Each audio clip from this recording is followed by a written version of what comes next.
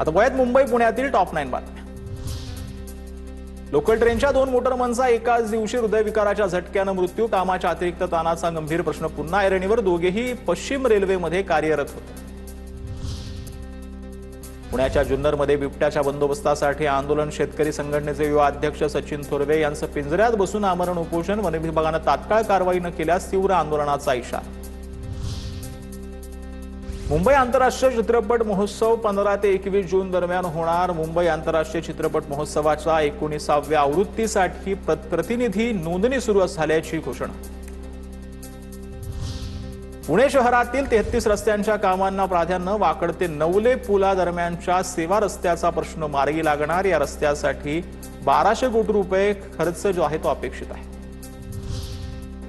राज्यामध्ये तब्बल 487 शाळा अनधिकृत असल्याची धक्कादायक माहिती समोर आली आहे। मुंबई विभागामध्ये सर्वाधिक संख्या आहे। या शाळांपैकी केवळ 76 शाळांवर बंदीची कारवाई आहे, तर 111 शाळांविरोधात गुन्हा दाखल करण्यात आला।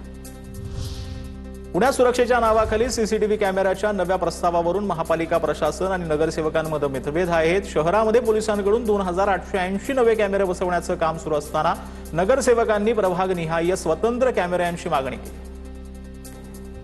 पुण्यात एमडी ड्रग्स या अंमली पदार्थांचा कारखाना सुरू करण्याच्या तयारीत असलेली टोळी पोलिसांकडून जेरबंद करण्यात आली। मुख्य सूत्रधार सुमित घुले याला एमडी अंमली पदार्थ देणारा रामनिवास बिश्नोईला खराडीमधून अटक करण्यात आली। पोलिसांकडून 8 आरोपींना अटक, तर 1,16,00,000चा मुद्देमाल जप्त करण्यात आला।